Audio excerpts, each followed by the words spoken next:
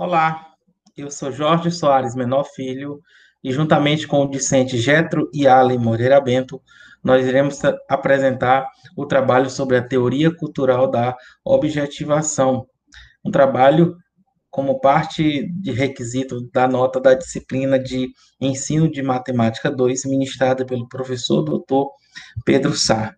Então, nesse trabalho, irei fazer a introdução do que vem a ser a teoria cultural da objetivação, iremos definir, falar das bases sociocultural e filosófica. Logo depois, o nosso amigo Getro vai falar sobre quem foi que deu início, quem foi que expandiu essa teoria, falar um pouco de Louis Radford e a aplicação. Então, vamos lá, venho aqui conhecer um pouco sobre essa teoria.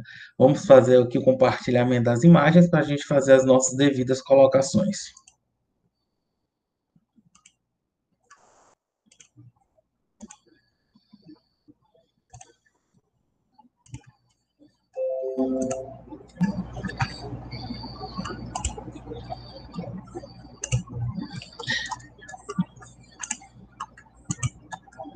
Como já foi dito, eu sou o professor Jorge Soares Menor Filho e, juntamente com o professor Getro Allen, iremos falar sobre teoria cultural da objetivação. Bem, o que vem a ser, então, uma objetividade? A palavra objetividade vem da filosofia alemã, tá? De Georg Friedrich Händel. Inclusive, foi um dos que deu origem ao trabalho sobre a teoria da objetividade. Tá? Então, ele deu origem à palavra hegelianismo, tá? Uma corrente filosófica e de seus seguidores, segundo o qual o universo é uma totalidade integrada. É muito importante para quem está estudando sobre a teoria cultural da objetivação que tem essa idade de integrada. Essa palavra é muito forte, integração, ligação, sujeita a um movimento gerado por sucessivas contradições. E essa ideia de sucessivas contradições é exatamente que vão dar início a novas teorias de novos porquês da filosofia, tá? A dialética orientada para uma finalidade última, que equivale à realização plena da sua essência espiritual. A objetivar é um processo no qual o espírito humano experimenta uma alienação da sua real natureza subjetiva, projetando-se em objetos e construindo uma realidade externa. Então, há necessidade da pessoa experimentar, há necessidade da pessoa procurar entender, ir buscar, tudo bem? Então, quando se fala na teoria da objetividade cultural, a gente está falando que é uma teoria que não somente poderá ser aplicada na matemática, mas em qualquer uma outra área do conhecimento. Então, a gente tem essa base filosófica de Hegel, tá bom? Então, vamos aqui dar uma passada. Mas o que é, na verdade, a teoria cultural da objetivação? É uma teoria sobre ensino e aprendizagem, que visa superar uma compreensão individualista dos processos educativos e ressignificar. Muita atenção para essa palavra. Ressignificar, redefinir os conceitos de saber, conhecimento e aprendizagem. Então, além, essas três palavrinhas, elas são totalmente ligadas à ideia da teoria cultural da objetividade, tá bom? A partir da prática social, tá bom? Então, gente, aqui o saber, o conhecimento e a aprendizagem serão bastante destacados, tá bom? A teoria da objetivação está inserida em uma linha de pensamento no qual os seres humanos não podem ser concebidos como apartados, soltos do mundo e de suas culturas. Então, jamais, jamais, quando se falar em teoria da objetivação, vai se falar de quê? De mundo, de suas culturas, de suas vivências. Nesse sentido, a teoria da objetividade faz parte do crescente campo das teorias educacionais e socioculturais contemporâneas, tudo bem? Então, gente, lembrem-se disso. Você que está estudando, que vai estudar, que está procurando se aprofundar sobre a teoria cultural da objetivação, a gente está buscando ressignificados, buscando novos conceitos para o saber, o conhecimento e a aprendizagem, tá? Que ele chama aqui o tripé fundamental da teoria cultural da objetivação. Então, como foi dito, esses três elementos, eles são chamados de conceitos chaves, e eles buscam repensar tanto o papel do professor como do aluno. Ele diz o seguinte: o saber, tá? O que é que a teoria cultural da objetivação fala em relação ao saber? Ele aparece como uma síntese de generalização codificada da ação humana, o trabalho humano, de modo que, para o aluno, o saber aparece como uma pura potencialidade, tá bom? Então, saber faz com que o aluno ele se torne um aluno, uma pessoa potencialmente capaz de estruturar todo o seu conhecimento, tá bom? Então ele diz mais o seguinte: não é algo inato o saber. O saber aparece para o aluno como uma potencialidade cultural. O saber é concentrado como algo que os indivíduos, de maneira bem simples, possuem ou não. Então, tendo somente esse conhecimento básico, o aluno sabe ou o aluno não sabe. É que ele vai buscar, a partir daí, um novo saber, em busca do saber, que já ele define agora como o conhecimento, tá aqui, ó, o conhecimento, e é considerado nessa teoria como atualização do saber. Então, de maneira bem simples, atualizar o conhecimento está diretamente ligado com o saber. E a partir do momento em que eu aprendo, eu sei de alguma coisa, estarei atualizando o meu conhecimento. É bem interessante isso. Quem foi que já tinha observado, visto que o conhecimento nada mais é do que você está atualizando a partir dali. O que é atualizar? É você estar em conhecimentos atuais com aquilo que você está estudando, que você está conhecendo, que você está pesquisando. E, por último, a aprendizagem, tá certo? O que é que ele fala?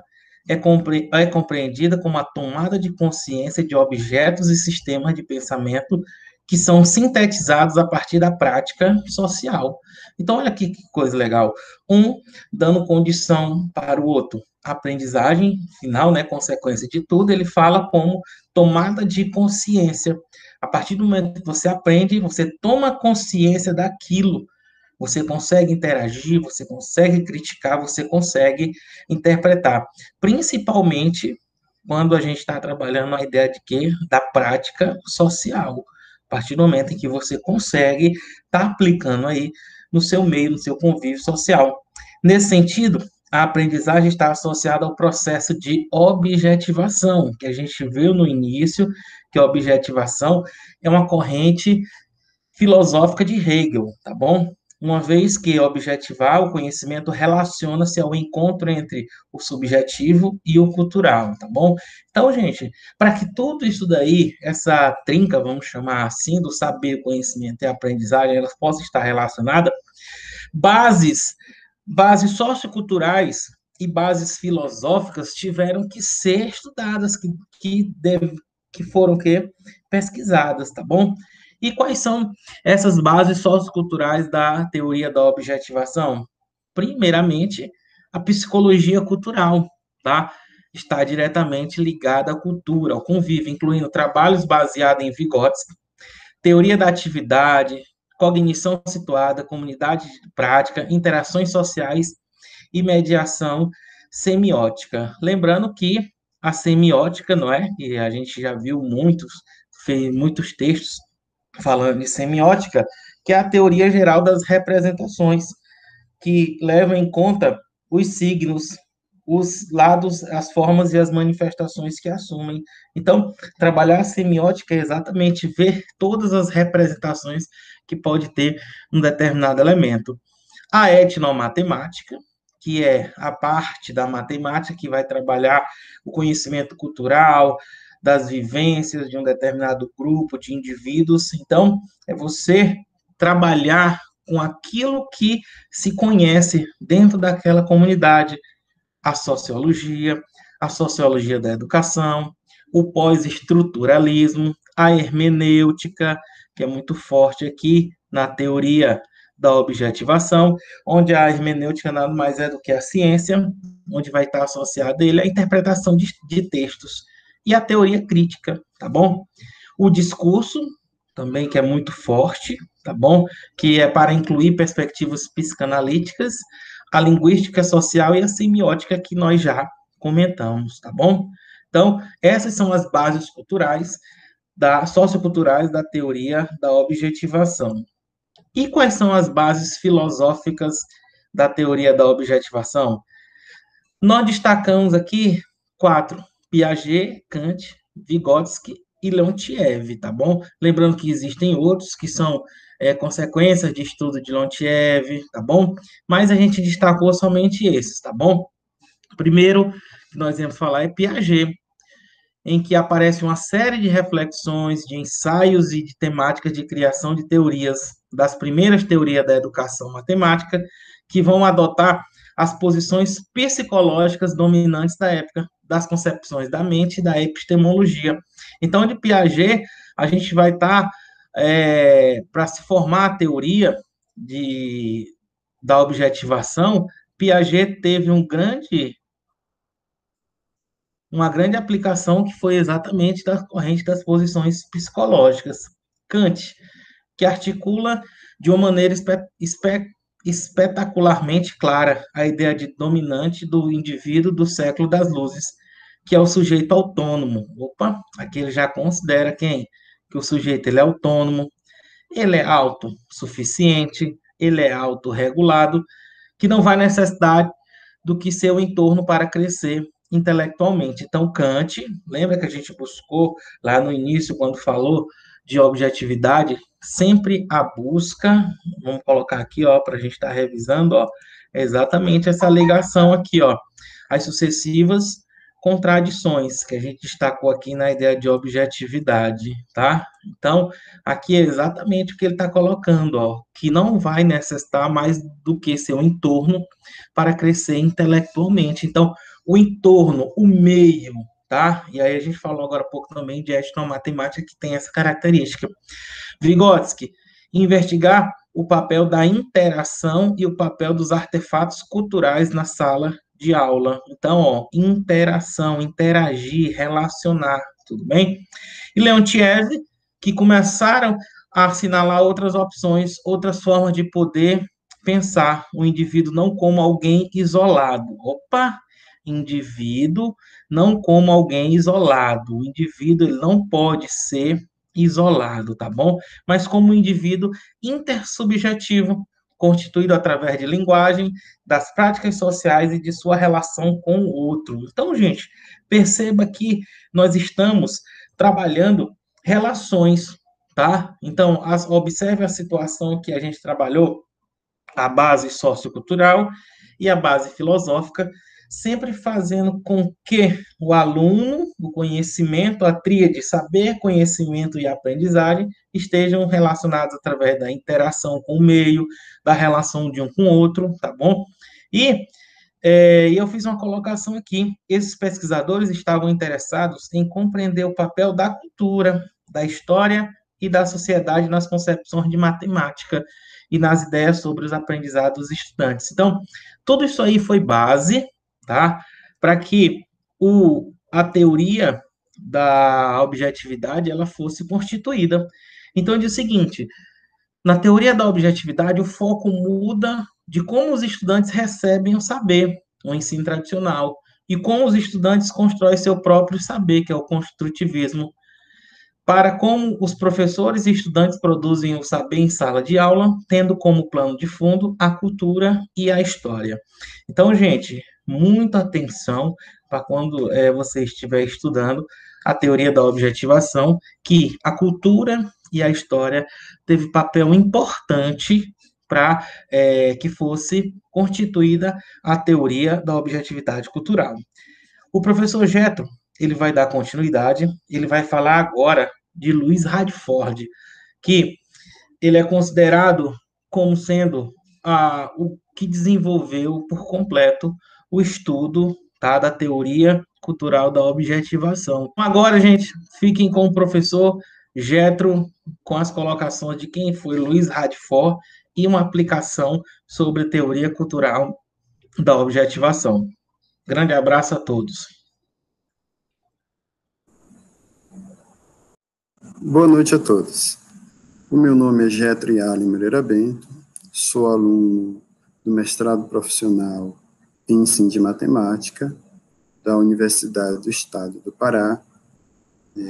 Estarei, a partir de agora, apresentando a minha parte do trabalho da disciplina de ensino de matemática 2, ministrada pelo professor Pedro Sá, e na oportunidade que segue, estarei discorrendo um pouco sobre a teoria cultural da objetivação.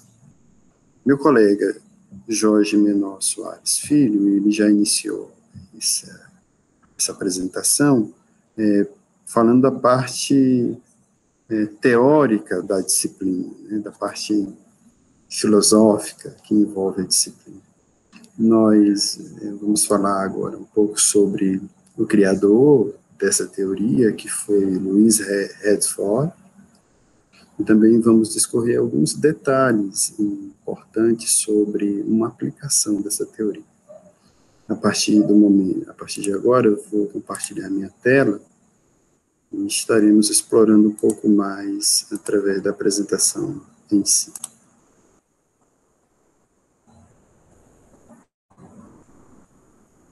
Muito bem, acredito que já estamos compartilhando a tela e, como já foi dito, é um trabalho conjunto sobre teoria cultural da objetivação. Essa imagem que vocês estão vendo é do professor Louis Radford. O professor Louis Radford, ele é o criador da teoria cultural da objetivação. Essa teoria já lhe rendeu alguns prêmios, né, como vamos observar mais adiante. Quem é o professor Louis Radford? O professor Louis Radford, ele é doutor em educação pela Université Louis Pasteur, em Estrasburgo, França, título que obteve no ano de 1990. Ele hoje é professor titular da Laurentian University, em Ontário, no Canadá. É professor nessa instituição desde 1992. Na verdade, ele é professor titular desde o ano de 1997. Tá? Nos anos de 2004 e 2005, ele recebeu um prêmio de excelência em pesquisa por essa universidade, a Laurentian University. Em 2011 veio talvez o prêmio máximo da carreira desse grande pesquisador, que foi a medalha Hans Freudenthal, né, da ICME. Ele também foi presidente do grupo de estudos internacionais sobre as relações entre a história e a pedagogia da matemática, cuja sigla é HPI. Esse órgão, ou esse grupo de estudos, é filiado à ICME. Tá? Hoje é um dos dois vice-presidentes da ICME. Mas o que é a ICME? A ICME é a Comissão Internacional de Instrução Matemática. Vamos aprender um pouco mais sobre a ICME. A ICMA, ela foi criada no ano de 1908, em um Congresso Internacional de Matemáticos, na cidade de Roma, na Itália. Um dos principais matemáticos da época foi Felix Klein, tá? E essa instituição, criou algumas premiações interessantes. 3 medalhas. A medalha Felix Klein, né, que é dada ao pesquisador que possui uma grande realização em toda a sua vida. A medalha Hans Freudenthal, que é dada ao pesquisador reconhecido pelo conjunto de suas pesquisas. E a medalha Emma Castelnuovo, com realizações notáveis na prática da educação matemática. O professor Luiz Handford, ele leciona no programa de formação de professores, né, eu vou traduzir para vocês, na Escola de Ciências de Educação da Laurentian University, desde 1992. Ele também foi diretor e coordenador do Laboratório de Pesquisa em Semiótica Cultural e Pensamento Matemático dessa mesma instituição.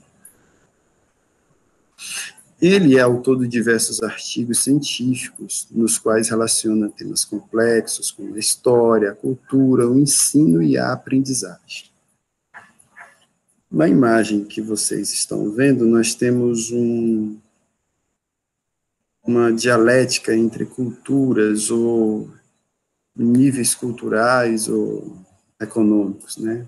Nós temos 2 ambientes diferentes de sala de aula, com certeza culturas diferentes, e com certeza pensamentos sobre ensino e aprendizagem também diferentes. As inúmeras publicações do professor Luiz encontram-se disponibilizadas em sua página pessoal, http://luizredford.ca. O professor Luiz Redford, ele foi coeditor de 3 edições especiais do periódico Estudos e Pesquisas Educacionais em Matemática, também coeditor de um número especial da Revista Latino-Americana de Matemática Educativa sobre semiótica, cultura e pensamento matemático.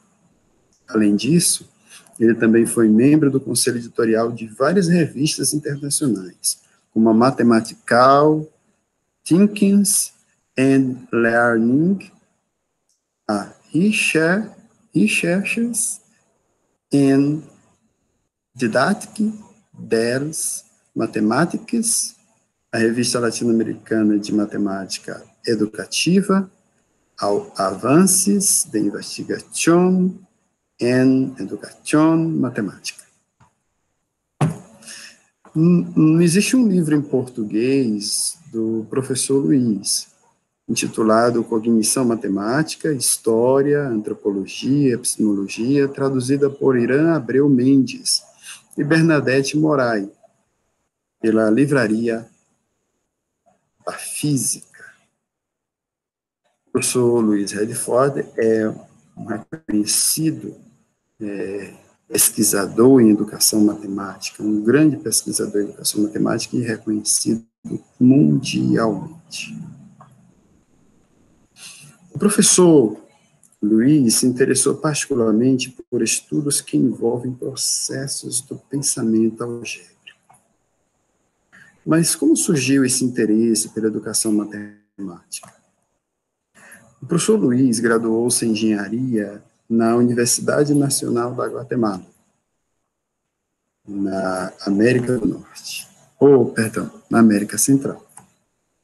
Trabalhou no departamento de matemática, dando aulas de matemática, e lá interessou-se profundamente em entender o ensino e a aprendizagem, também na Universidade da Guatemala. Ele teve a oportunidade de fazer o seu doutorado na cidade de Estrasburgo, uma cidade turística na França. Essa instituição que ele fez o seu mestrado, ela tinha uma forte influência do psicólogo e filósofo suíço Jean Piaget. E foram essas teorias de Jean Piaget que influenciaram o curso de doutorado que ele completou. Existiu uma inquietação em Louis Redford. Ele se interessou particularmente por questões relacionadas ao pensamento lógico-matemático. Ao voltar para a Universidade de São Carlos, na matemática, né, ele teve a oportunidade de trabalhar com um grupo muito interessado em educação matemática, onde desenvolveu algumas pesquisas na área. E o professor Luiz, ele sentia a necessidade de estudar o pensamento matemático, mas não de uma perspectiva das estruturas lógicas convencionais, né? Ele queria uma visão, ele queria colocar, né, uma visão mais geral, uma visão diferenciada do que existia já na época. Ele se interessou pela influência da cultura no pensamento matemático. O professor Luiz viajou para a França, viajou para o Canadá, passou pelo México, né, entre outros países, onde ele encontrou uma diferença cultural muito grande e significativa, e ele procurou relacionar essa diferença de cultura com o pensamento matemático. Na história geral, nós podemos perceber essa diferença cultural e também do pensamento matemático.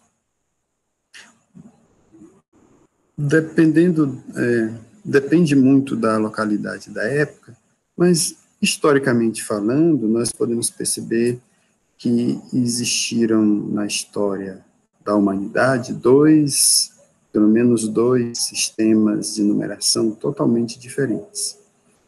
Esse sistema mais atual, o sistema de numeração indo-arábico, né, com influência hindu e árabe, né, na Espanha, na Europa também, e tem um sistema muito mais antigo, mas que resolveu os problemas dos cidadãos egípcios, que é o sistema de numeração egípcio. Tá?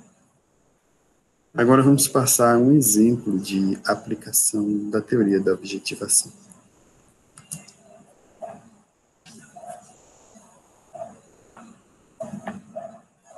Vamos passar a comentar agora um exemplo da aplicação da teoria da objetivação.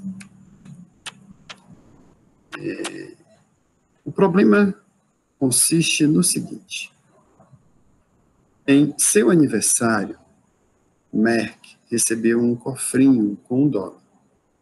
Ele economiza $2 por semana. No final da primeira semana, ele tem $3.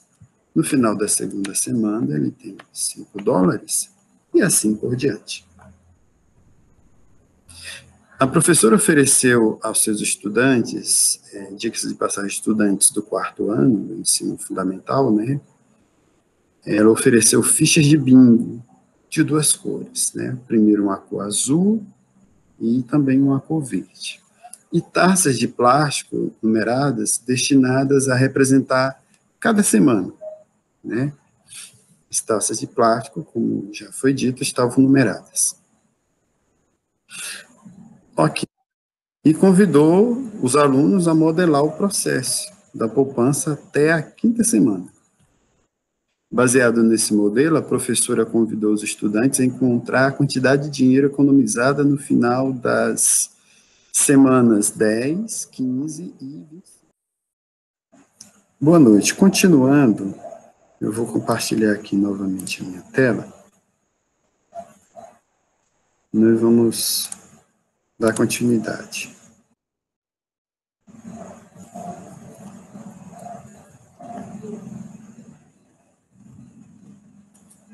Temos aqui o diálogo que envolve as crianças, né, os alunos. Vamos aí. A Crista diz assim: então devemos fazer isso vezes 2, então 11.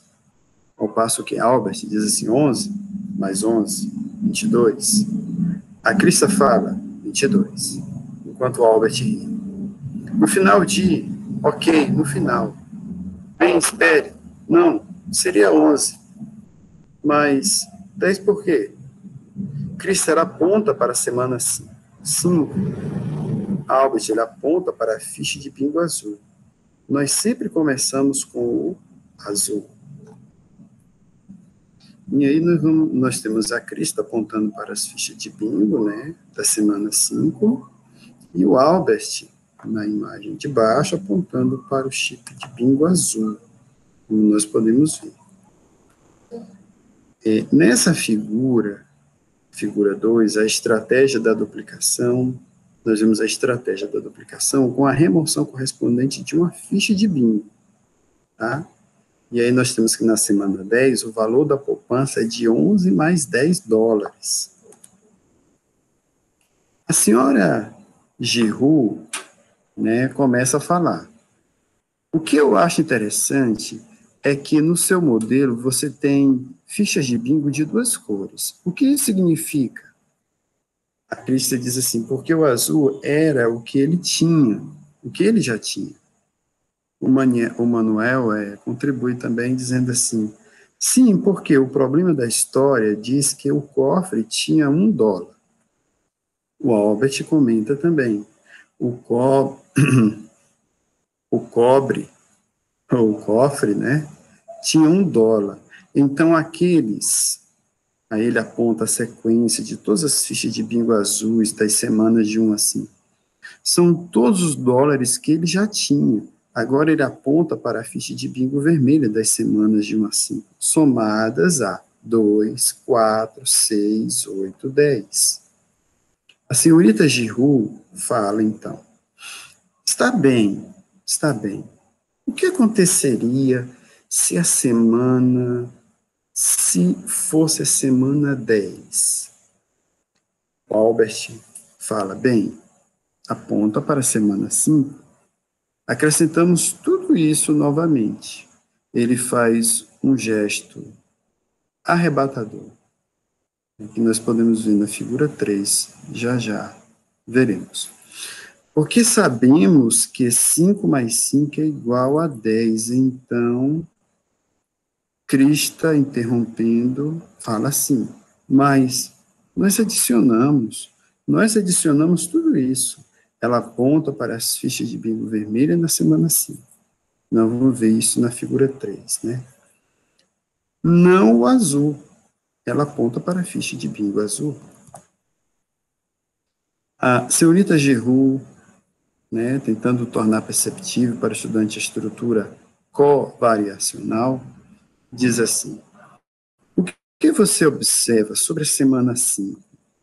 Ela mostra o copo correspondente à semana 5 e aponta para as fichas do bingo vermelha. Vamos ver na figura adiante.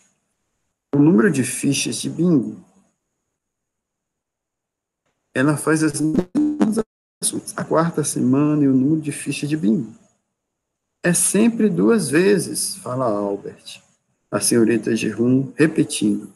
É sempre 2 vezes. Krista, é o dobro do que você não. Ela observa os artefatos intensamente por um tempo. Estou confusa? Albert, sim, é 2 vezes, olhe. 1 mais 1, 2, 2 mais 2, 4, 3 mais 3, 6, 4 mais 4, e a Krista interrompendo diz 8, o Albert, ao mesmo tempo 8. Krista, 5 mais 5, 10. O Albert, ele aponta para as fichas de bingo da semana 5, 5 mais 5, 10. E a Krista responde, legal, é 2 vezes a semana. Senhorita Giroux interfere. Então, se os vermelhos são 2 vezes o número da semana, o que acontece com a ficha de bingo azul? Ela aponta para a ficha de bingo azul na semana 5. Krista, mais 1. É o que nós podemos ver aí nessa imagem, né? Figura 3, os estudantes e a professora discutem estratégia para encontrar o número de fichas de bingo da semana 10. Ok? Muito bem. Essa foi a atividade. Agora nós temos algumas perguntas sobre essa atividade. Não vamos explorar tudo, mas alguns aspectos bem simples. Uma pergunta que nós podemos fazer: o que os estudantes estão aprendendo? Né? O que eles estão aprendendo? É uma pergunta para reflexão. Eles estão aprendendo a resolver um problema, né, que foi colocado. Muito bem. Como eles estão aprendendo? Bom, eles estão aprendendo, mas não de maneira isolada, né? Estão aprendendo, compartilhando informações. O que mais? Qual a natureza da intervenção do professor? A maneira que o professor interveio foi uma maneira muito cordial, muito ética e sociável, humana, digamos assim. Pois o professor não chegou dizendo está errado, é assim ou assado. Não, o professor aproveitou o que eles fizeram e incentivou, dando algumas dicas para que eles conseguissem pensar como seria a solução do problema. Outra pergunta: a sua intervenção foi apropriada? Nós acreditamos que sim, sua intervenção foi apropriada. A questão toda está no fato de que, segundo a teoria da objetivação, né, o aluno não é um autor do seu próprio saber. A própria definição de saber, ela é reeditada nessa teoria da objetivação.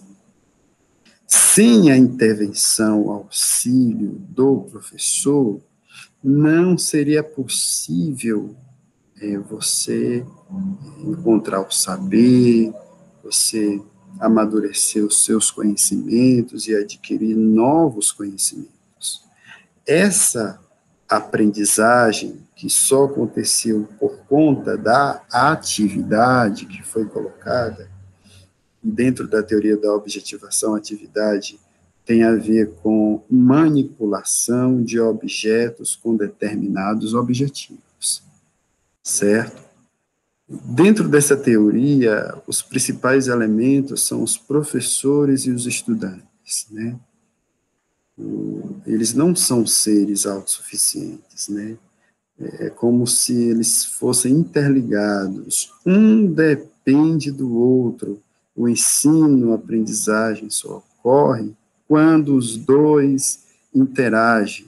É isso que diz a teoria. A interação entre professor e aluno é o segredo de toda a aprendizagem, entre outros fatores que são comentados também. Fica mais esse trecho para nós finalizarmos, né? Em vez de serem considerados como algo já dado, como fonte de saber, intencionalidade, eles são considerados como abertura para o mundo. A TO, teoria da objetivação, né, concebe os professores, os estudantes como seres humanos em fluxo, como projetos inacabados, em busca de si mesmos, empenhados no mesmo esforço, onde sofrem, lutam e encontram satisfação juntos. As nossas referências são Redford, Luiz, a teoria da objetivação, e seu lugar na pesquisa sociocultural da educação matemática, né? E Moretti, Panossian e Moura, como vocês podem observar. Muito obrigado. Boa noite a todos.